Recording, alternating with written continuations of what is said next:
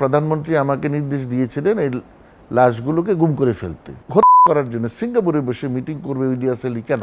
ঢাকায় বসে ডাইনিং রুমে বসেও তো কথা বলা যায়। আওয়ামী লীগের সাথে আমার কোনো বৈরী সম্পর্ক কোনো কালেই ছিল না, এটা ভুল। তাজরিনের সময় 118 জন মানুষ পুড়ে যায় তাজরিন গার্মেন্টসে, এবং পোড়ার পরে প্রধানমন্ত্রী আমাকে নির্দেশ দিয়েছিলেন এই লাশগুলোকে গুম করে ফেলতে, কিন্তু আমি করিনি। এবং পুলিশকে মানুষ আক্রমণ করেছিল যাতে লাশ নিয়ে যেতে না পারে। বান্ডেল থাকলে প্রতি সেনমানিতে টাকা বাঁচবে। বিকাশ সেনমানি বান্ডেল কিনে জিতুন প্রতি লেনদেনে। আমি জিজ্ঞেস করেছিলাম প্রধানমন্ত্রীকে, কেন আপনি লাশ এভাবে সরাই ফেলতে বলছেন এখান থেকে?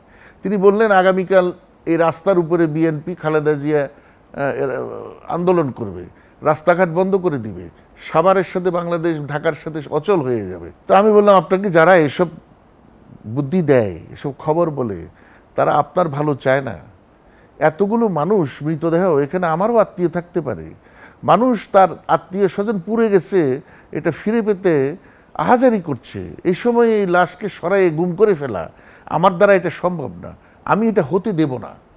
অতঃপর আমি চাপ দিয়ে এগুলোকে মানুষকে তাদের আত্মীয় স্বজনের কাছে ফেরত দিয়েছি। তৎকালীন সরকার তথা আওয়ামী লীগের স্বৈরাচারী কর্মকাণ্ড এবং এককভাবে শেখ হাসিনা এবং তার কিছু কর্মকর্তা, যেমন তারেক সিদ্দিকী, তৎকালীন গোয়েন্দা সংস্থা প্রধানরা এবং কিছু সেনা কর্মকর্তা, এদের কর্মকাণ্ডে আমি অত্যন্ত ব্যথিত হই।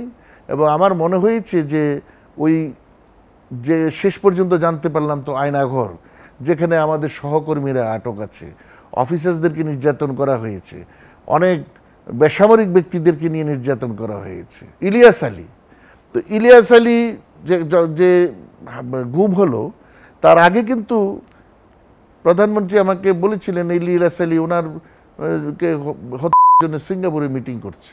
আমি বলেছিলাম এটা ডাহা ভুয়া কথা, আপনাকে উত্তেজিত করার জন্যে গোয়েন্দা সংস্থা বা কোনো ব্যক্তি এসে এটা বলেছে। আপনাকে হত্যা করার জন্য সিঙ্গাপুরে বসে মিটিং করবে ইলিয়াস আলী কেন?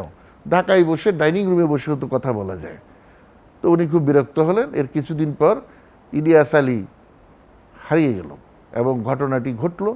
এবং আমি জানলাম, আমি জেনেছি মানে আমরা শুনেছি যে তৎকালীন র্যাবের অফিসার জিয়া ইলিয়াস আলীকে হত্যার জন্য দায়ী। ডক্টর ইউনূস, তাকেও তার উপরে হত্যার জন্য ষড়যন্ত্র করেছিল বিগত সরকার। আমি এটারও প্রতিবাদ করেছি সরাসরি প্রধানমন্ত্রীর কাছে। তার উপরে যদি এই ধরনের ঘটনা ঘটে, তাহলে এটা বাংলাদেশকে একটা সম্পূর্ণরূপে রোগ স্টেট, হত্যাকারী রাষ্ট্র এবং বিশ্বের কাছে আমরা চিহ্নিত হয়ে যাব। এটা ঠিক হবে না। 5 আগস্ট আমি জেলে ছিলাম। আমি 9 মাস 9 দিন কারাভোগ করার পর আমি বেরিয়ে আসি এবং আমি জেলে থাকতে এই ঘটনাগুলো সম্পর্কে জানতাম, বিভিন্নভাবে আমি ওয়াকিবহাল হয়েছি। এখন আমি জেলে যাওয়ার আগে আমি এই সরকারের পতনের জন্যে একটা বলয় তৈরি করার জন্য কাজ করেছি, এবং সেটা সকল দলের জাতীয় ঐক্য, এবং সে ঐক্যমত সৃষ্টি প্রায় করার শেষ হলে পরে 28 অক্টোবর একটা বিশাল জাতীয় সমাবেশ হয় সকল দলের। সেখান থেকে কোনো দল রণভঙ্গ দেয় এবং সে কারণে ওই সরকারের পতন হয়নি, যেটা পরবর্তীতে মার্কিন যুক্তরাষ্ট্রের যে অ্যাম্বাসেডর পিটার হাস, তিনি নিজেও বলেছেন একটি দলের কথা। তিনি এও বলেছেন যে যেহেতু বাংলাদেশের রাজনৈতিক দল এর থেকে পিছু হটেছে, তাই এই আন্দোলন সফল হয়নি। আর এরপরে আমেরিকা অনেকটা কৌশলগত কারণে তৎকালীন ফ্যাসিস্ট সরকারকে নির্বাচন করতে সমর্থন দেয়।